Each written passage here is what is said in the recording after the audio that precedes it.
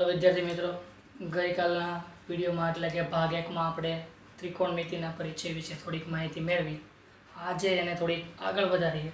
Chapter ત્રિકોણમિતિનો પરિચય, સ્વાધ્યાય 8.1, દાખલા નંબર 1. રકમ આપી છે કઈ રકમમાં ત્રિકોણ ABC માં ખૂણો B 90 એટલે કાટકોણ તથા AB બરાબર 24 સેમી, BC बराबर 7 सेमी, तो नंबर 1 sin A અને cos A, number 2 sin C અને cos C એની કિંમત શોધો. તો રકમમાં આપણને આપેલું છે ત્રિકોણ ABC, એમાં ખૂણો B કેવો કાટખૂણો. રકમમાં આપેલું હોય એના ઉપરથી પહેલા આકૃતિ બનાવવાનો પ્રયત્ન કરો. તો આકૃતિ કંઈક આવી બનશે, त्रिकोण ABC. तो आ रही तमारो त्रिकोण ABC, एमां कयो खूणो काटखूणो छे B, तो B केटला अंशनो खूणो 90 એટલે કે કાટખૂણો. હવે આગળ વાંચો, તથા AB બરાબર 24, તો AB નું માપ કેટલું 24, BC નું માપ કેટલું 7. હવે નંબર 1 sin A અને cos A, તો અહીંયા દરેક બાળકો ધ્યાન રાખવું, sin સાથે કયો ખૂણો આપેલો છે, કયો છે A, કયો ખૂણો છે A. જે રકમમાં ખૂણો આપ્યો હોય એને ધ્યાનમાં લઈને તમારે ગુણોત્તર શોધવાનો છે. તો ખૂણો A ધારી લઈ, ખૂણો કયો છે A. જો ખૂણો A હોય તો એની સામે કઈ બાજુ આવે BC, કઈ બાજુ આવે BC, તો આને કઈ બાજુ કહેવાય એની સામેની બાજુ, કઈ કહેવાય સામેની બાજુ. એવી જ રીતે ખૂણો A હોય તો આને કઈ બાજુ કહેવાય એની પાસેની બાજુ, કઈ કહેવાય પાસેની બાજુ. તો અહીંયા લખી દઉં છું પાસેની બાજુ. અને બાકીનું વધ્યું હોય એટલે કે કાટખૂણાની સામે એને તમે શું કહો છો કર્ણ, શું કહો છો કર્ણ. હવે નંબર 2 દાખલા નંબર 2 માં એટલે એમાં ને એમાં બીજો, એમાં જો રકમમાં ખૂણો C આપેલો છે. શું આપેલો છે ખૂણો C. તો એના માટેની ગણતરી બદલાઈ જાય, પણ એની ચર્ચા થોડીક વાર રહીને કરીએ. તો sin A, તો sin A હોય, જો મારે રકમમાં sin A શોધવો હોય તો ખૂણો A એની સામેની બાજુ એટલે કે સૂત્ર, ત્રિકોણમિતીય ગુણોત્તરનું સૂત્ર, sin નું સૂત્ર શું આવે, તો sin નું સૂત્ર કંઈક આવું આવે, સામેની બાજુ છેદમાં કર્ણ. શું આવે સામેની બાજુ છેદમાં કર્ણ. હવે જો મિત્રો તમે આગળનો વિડીયો જોયો હશે તો તમને આ સૂત્ર યાદ હોવા જોઈએ. જો તમે વિડીયો ન જોયો હોય તો એકવાર એને જોજો એટલે તમને ખ્યાલ આવે કે આ સૂત્ર ક્યાંથી આવે છે.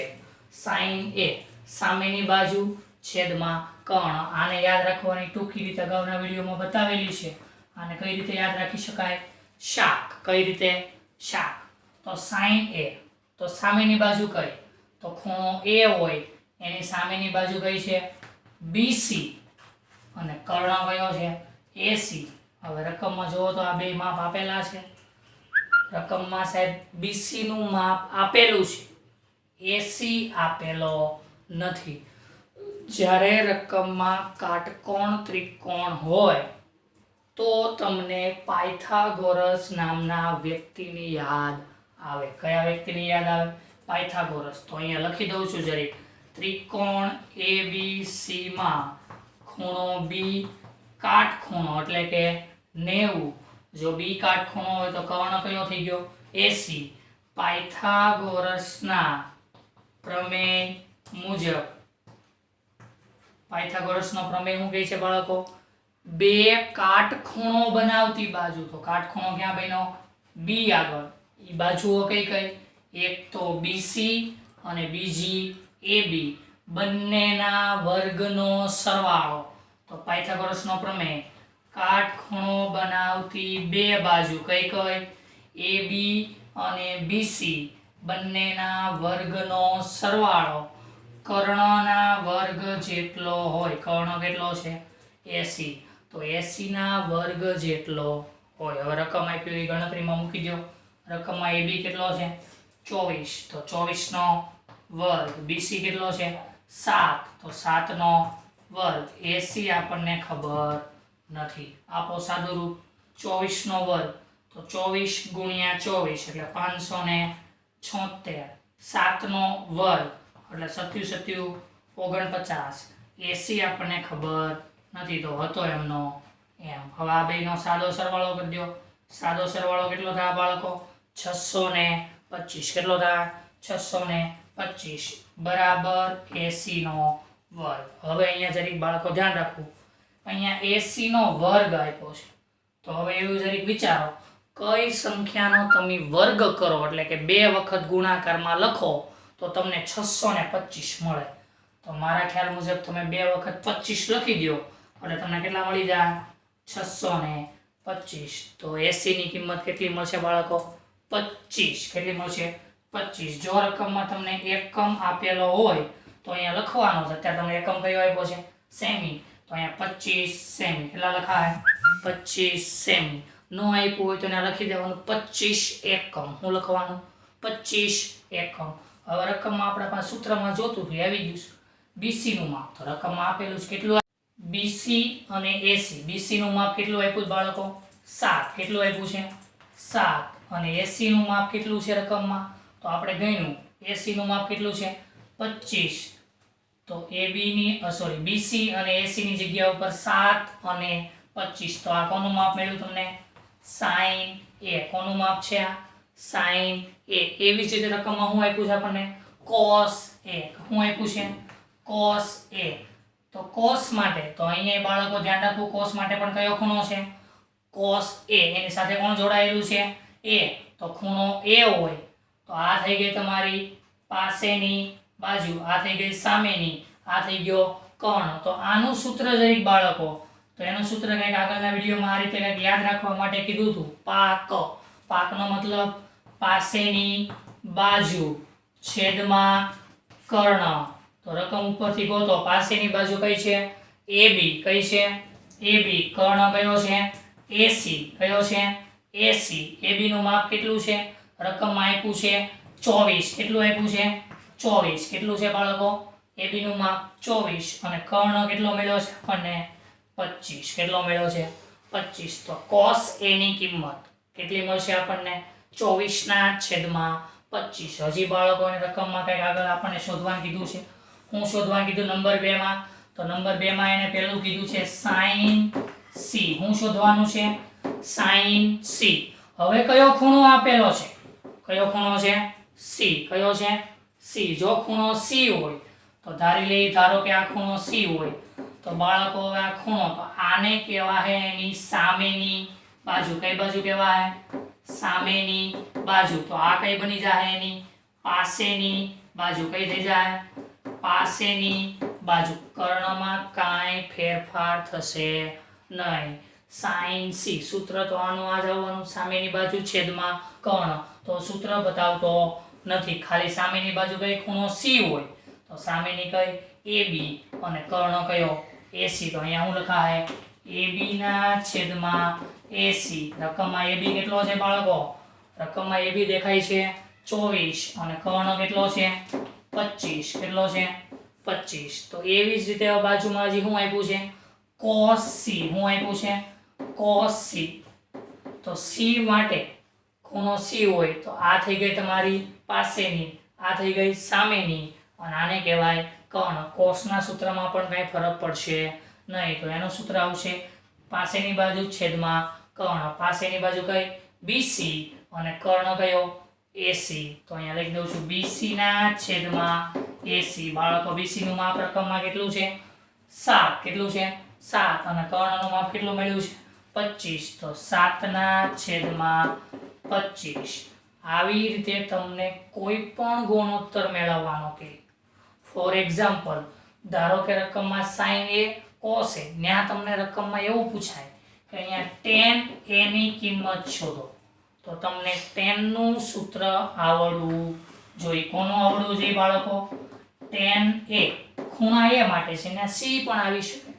તો tan A તો આને કહેવાય એની સામેની, આને કહેવાય પાસેની, આને કહેવાય કર્ણ. પણ જો અહીંયા બાળકો ધ્યાન રાખજો, અહીંયા ખૂણો C છે તો આ સામેની આના પાસે મેં કયો ખૂણો કીધો છે ને એ જો એ હોય તો આને કહેવાય સામેની બાજુ આને કહેવાય પાસેની બાજુ આને કહેવાય કર્ણ તો આના માટેનું સૂત્ર કંઈક યાદ રાખવાનું કીધું હતું બાળકો આગળના વિડીયોમાં સૂપ એટલે હું સાહેબ સામેની બાજુ છેદમાં કર્ણ તો સામેની બાજુ કઈ બની જાય ખૂણો એ હોય તો સોરી ટેનનું સૂત્ર સામેની બાજુ છેદમાં પાસેની બાજુ સામેની બાજુ કઈ છે BC અને પાસેની કઈ છે AB તો BC નું માપ રકમમાં આપેલું છે 7 અને AB નું માપ રકમમાં આપેલું છે 24 તો અહીંયા જવાબમાં શું આવશે 7/24 આવો કોઈ પણ ગુણોત્તર હોઈ શકે હું બાળકો tan cot cosec વગેરે હોઈ શકે એના આધારે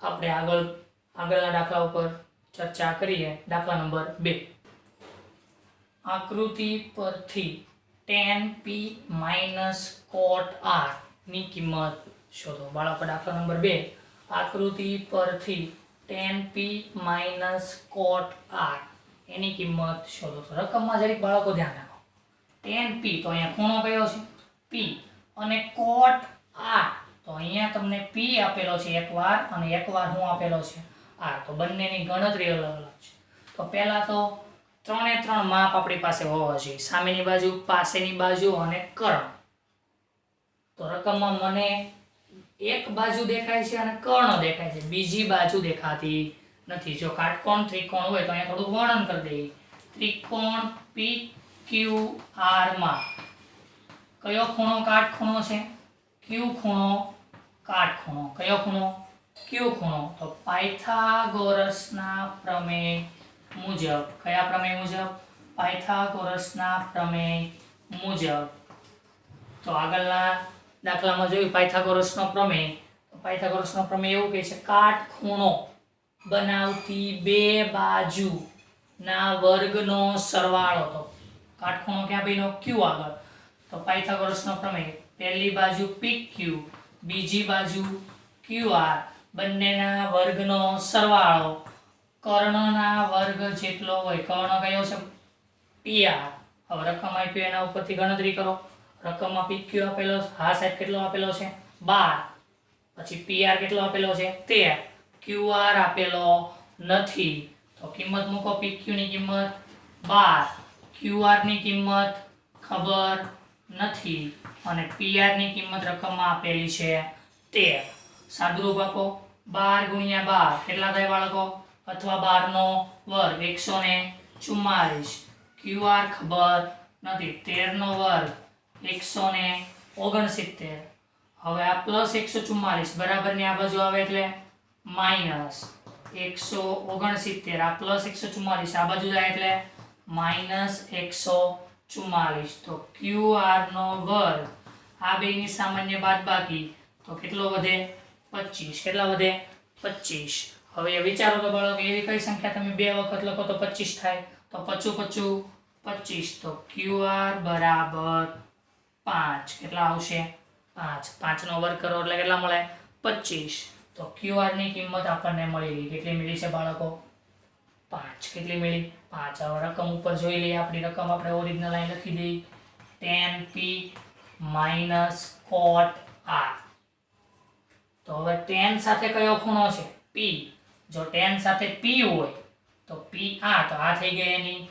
સામેની બાજુ આ થઈ ગઈ એની પાસેની બાજુ અને આ થઈ ગયો કર્ણ હવે બાળકો તમને tan અને cot નું સૂત્ર યાદ રહેવું જોઈએ તો tan અને cot ના સૂત્ર તો tan નું સૂત્ર આપણે આગળ યાદ રાખવા માટે કંઈક આવું કીધું હતું સૂપ એટલે સામેની બાજુ છેદમાં પાસેની બાજુ તો આને માની લ્યો હું અહીંયા ટૂંકમાં લખી દઉં છું બાળકો આને સામેની બાજુ કહેવાય આને કઈ કહેવાય પાસેની બાજુ અને આ શું થઈ ગયો તમારો કર્ણ શું થઈ ગયો કર્ણ જો રકમમાં p ખૂણો હોય તો QR સામેની બાજુ બને અને પાસેની કઈ બને PQ તો tan નું સૂત્ર શું આવે સામેની બાજુ છેદમાં પાસેની બાજુ સૂપનો મતલબ શું છે સામેની બાજુ છેદમાં પાસેની બાજુ tan p હવે તમે અહીંયા સૂત્ર લખીને પણ ગણતરી કરી શકો tan p તો p હોય તો સૂત્રમાં કોણ આવે QR છેદમાં PQ શું આવશે QR છેદમાં PQ p ની ખૂણો P હોય તો સામેની બાજુ QR અને પાસેની કઈ PQ. એવી જ રીતે કોટ માટે આ માઈનસની નિશાની હતી એમની એમ. હવે બાળકો કયો ખૂણો છે? R. જો ખૂણો R હોય તો આ નિશાનીઓ બદલાઈ જાય, એટલે કે અહીંયા સામેની અને પાસેની બાજુ બદલાઈ જાય. જો ખૂણો R હોય તો આ થઈ ગઈ સામેની બાજુ, એટલે અહીંયા શું કહેવાય? આને સામેની બાજુ, આને શું કહેવાય? પાસેની બાજુ. કર્ણમાં કાંઈ ફરક પડશે નહીં. તો હવે બાળકો તમને કોટનું સૂત્ર યાદ હોવું જોઈએ. કોટ માટે યાદ રાખીશું પાસા, એટલે કે પાસેની બાજુ છેદમાં સામેની બાજુ. પાસેની બાજુ છેદમાં સામેની બાજુ. તો R ખૂણો હોય તો એની પાસેની બાજુ કઈ છે? QR અને સામેની બાજુ કઈ છે? PQ. તો અહીંયા પાછું એનું જ લખાય QR માઇનસ PQ. બાળકો કિંમત મૂકી દો. QR ની કિંમત રકમમાં આપી છે 5, PQ ની કિંમત રકમમાં આપી છે 12. સેમ ટુ સેમ અહીંયા QR 5, PQ 12. સામાન્ય બાદબાકી કરી દો. રકમમાં આપેલું 5/12 માઇનસ 5/12. આનો મતલબ એવો કે સરખામાંથી સરખું જાય એટલે 0. કેટલા વધે બાળકો? 5/12 માંથી 5/12 બાદ કરી દો એટલે કેટલા વધે? 0. એવી જ રીતે તમને tan P minus cot R ની કિંમત કેટલી મળે? 0. હવે દાખલા નંબર 3. બાળકો દાખલા નંબર 3 ની રકમ પહેલા ધ્યાનથી વાંચો. sin A બરાબર 3/4 હોય તો cos A અને tan A ની ગણતરી કરો અથવા તો શોધો. sin A આપેલો છે બાળકો, અહીંયા ખાસ ધ્યાન રાખવું. અહીંયા કયો ખૂણો છે? A. કયો ખૂણો છે? A. તો પહેલા એક આકૃતિ બનાવવાનો પ્રયત્ન કરો.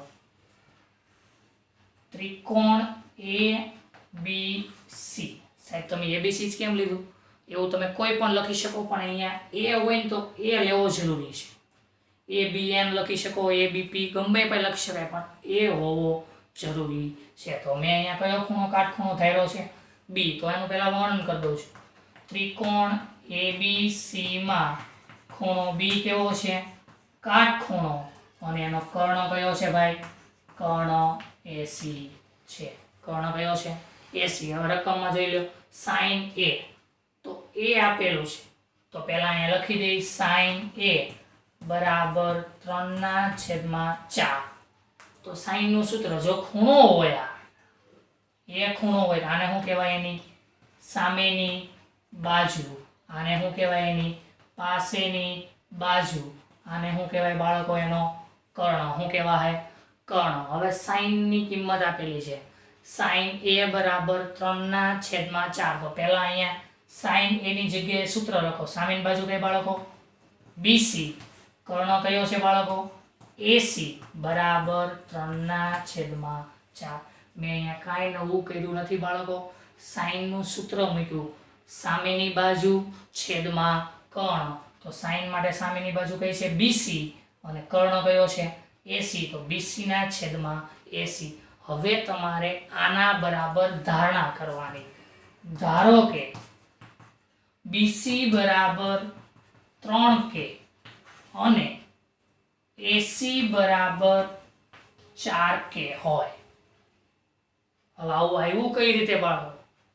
તો જેને ખબર નથી પડતી કાંઈ કે આવું કેમ આવે છે, એને આ રીતે અંશવાળી રકમને અંશમાં કે મૂકી દેવાનો, છેદવાળી રકમને છેદમાં કે.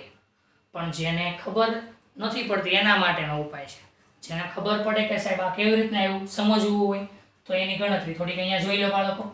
BC આ તગડો અહીંયા ગુણાકારમાં છે, હું અહીંયા આ બાજુ લાવી શકું ભાગાકારમાં, તો છેદમાં 3. હવે AC અહીંયા ભાગાકારમાં છે, બરાબરની ઓલી બધું જાય એટલે ગુણાકારમાં. આ 4 હતા એમના એમ. આના બરાબર મેં હું ધારેલું છે કે. તો જો આ બંનેની બાજુ બરાબર હોય તો BC છેદમાં 3 બરાબર કે કહેવાય, AC છેદમાં 4 બરાબર પણ કે કહેવાય. આના આધારે તમે ગણતરી કરી શકો. પણ જેને આવું કંઈ ખબર જ નથી પડતી એને અંશવાળી રકમ સાથે કે મૂકી દેવાનું, છેદવાળી રકમ સાથે કે મૂકી દો. અને હવે તમને રકમમાં આપ્યો છે કાટકોણ ત્રિકોણ. જો કાટકોણ ત્રિકોણ હોય તો પાયથાગોરસનો પ્રમેય. તો પાયથાગોરસનો પ્રમેય બાળકો, તો પાયથાગોરસનો પ્રમેય હોય તો આગળ દાખલો જોયો એમ પાયથાગોરસના પ્રમેય કાટખૂણો કયો છે? B. તો બંને બાજુનો વર્ગનો સરવાળો. પાયથાગોરસના પ્રમેય મુજબ, કયા પ્રમેય મુજબ બાળકો? પાયથાગોરસના પ્રમેય મુજબ કાટખૂણો તો AB નો વર્ગ વત્તા BC નો વર્ગ બરાબર AC નો વર્ગ. રકમમાં AB કેટલો આપ્યો સાહેબ? તો AB રકમમાં આપણને આપેલો નથી, તો AB હતો એમનો એમ. BC રકમમાં કેટલો છે બાળકો? 3k નો વર્ગ. કેટલો છે? 3k નો વર્ગ. AC રકમમાં કેટલો છે? 4k નો વર્ગ. કેટલો છે? 4k નો વર્ગ. આપો સાદું રૂપ. AB નો વર્ગ હતો એમનો એમ. 3 નો વર્ગ 9, k નો વર્ગ. એવી જ રીતે બરાબર ને આ બાજુ 4 નો વર્ગ 16, k નો વર્ગ. હવે આ +9 ને બરાબર ને આ બાજુ આવવા દો બાળકો. તો AB નો વર્ગ બરાબર 16k નો વર્ગ -9k નો વર્ગ. સામાન્ય બાદબાકી કરી દો.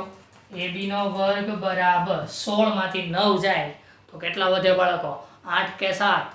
તો આપણને તરત સવાલ થાય સાહેબ 16 માંથી તમે 9 કાઢો એટલે કેટલા વધશે? ગણતરી કરો જરી. 16 માંથી 9 જાય એટલે કેટલા વધે બાળકો? 7. કેટલા વધે? 7. તો અહીંયા લખાય 7k નો વર્ગ. હવે બાળકો અહીંયા વર્ગ બંને બાજુ નથી, 7 ની સાથે વર્ગ નથી, તો આ વર્ગ છે બરાબરની સામેની સાઈડમાં જવા દો એટલે ત્યાં તમને વર્ગમૂળ દેખાય. તો AB બરાબર આ વર્ગમૂળ સામે આવવા દો તો અહીંયા 7 ની સાથે કાંઈ નથી, તો એને એમાં લખવું પડે વર્ગમૂળમાં 7. અહીંયા k નો વર્ગ છે, આ વર્ગ હતો, ઓલી બાજુ ગયો એટલે વર્ગ અને વર્ગમૂળ ઉડી જાય એટલે વધ્યું હું ખાલી k. હું વધ્યું બાળકો? k. હવે આપણી પાસે બધા માપ આવી ગયા છે. AB નું માપ કેટલું છે? AB નું માપ વર્ગમૂળ 7k, BC નું માપ કેટલું છે? 3k અને AC નું માપ કેટલું છે? 4k. ગણતરી જોઈ લો. પહેલી ગણતરી કોની કરવાની બાળકો? પહેલી ગણતરી રકમમાં કરવાની કીધી છે cos A. તો આગળ સૂત્ર cos નું યાદ હોવું જોઈએ. સૂત્ર cos નું આવે પાક. શું આવે બાળકો? પાક. પાક એટલે પાસેની બાજુ છેદમાં કર્ણ. શું આવે? પાસેની બાજુ છેદમાં કર્ણ. રકમમાં વિચારો, પાસેની બાજુ કઈ છે? AB. કઈ છે? અને કર્ણ કયો? AC. AB નું માપ રકમમાં કેટલું છે? તો વર્ગમૂળમાં 7k અને કર્ણનું માપ કેટલું છે? કર્ણ AC. કેટલો રકમમાં આપ્યો છે? 4k. ઉપર નીચે કે ઉડી જાય એટલે વધ્યા કેટલા? 7/4. એવી જ રીતે બાળકો તમારે tan A જાતે ગણવાનો. તો એના માટે થોડીક હિન્ટ. tan નું સૂત્ર આપણને યાદ હોવું જોઈએ. શું છે? સુપ. સુપ એટલે સામેની બાજુ છેદમાં પાસેની બાજુ. સામેની બાજુ કઈ છે? BC. BC રકમમાં કેટલો આપ્યો? 3k અને પાસેની બાજુ રકમમાં કેટલી? AB. AB રકમમાં કેટલો આપેલો છે? આપ્યો નથી, આપણે ગણ્યો છે વર્ગમૂળમાં 7k. આટલું બાળકો કાર્ય આપણે જાતે કરીશું. સમજ પડી બાળકો?